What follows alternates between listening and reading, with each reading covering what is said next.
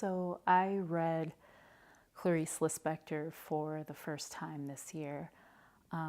And one of the things that struck me so deeply about her writing was just how fearless she is. You know, we talk so much about people being fearless writers, and what does that really mean, right? It's going to look so different for every person. I read The Hour of the Star this year, and that was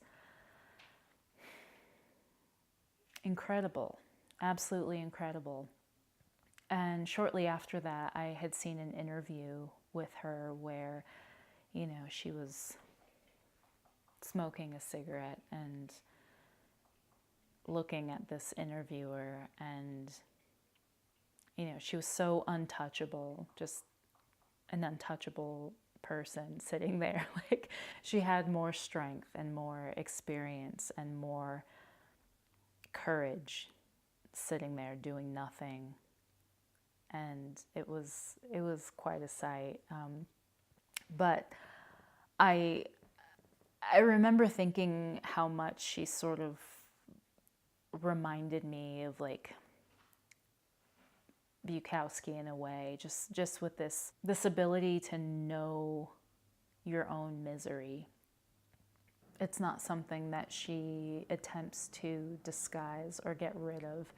She wants to know it, right? She invites it out for a drink, and she gets it drunk, and she gets it to purge, and gets it to divulge all of its secrets and all its deviancy, and then she reckons with it. So, and you have to respect somebody that knows that, right? Because I feel like today we're so quick to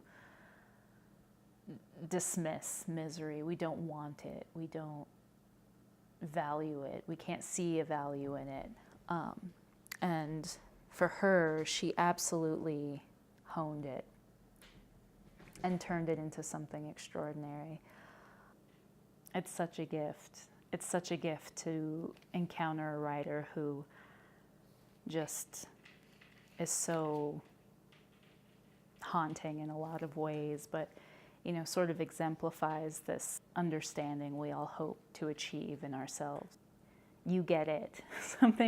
There's something special that you get, and it makes you hungry for so much more. And you're waiting, and you're inviting them to extract all of the darkness that maybe exists within you.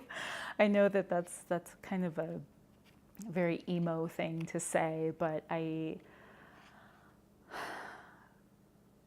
that's a special thing when you encounter a writer that can do that to you and do that for you. And I think also another facet of her writing that I really like, at least with Hour of the Star, is how she writes women. And I'm interested to see if this kind of carries over also into how she writes men. But you can be vulnerable and you can be naive, but to be fragile is not acceptable, which is good. It's important. It's just it's not something she knows, and it seems like it's not something that she values. I don't claim to be an expert in Clarice Lispector's writing, and I have just really started to scratch the surface of what she's capable of, but I did purchase this book of the complete stories. I look forward to knowing her and her work, and by far, hands down, she was the jewel in my reading crown this year. Here's to fearlessness and good writing.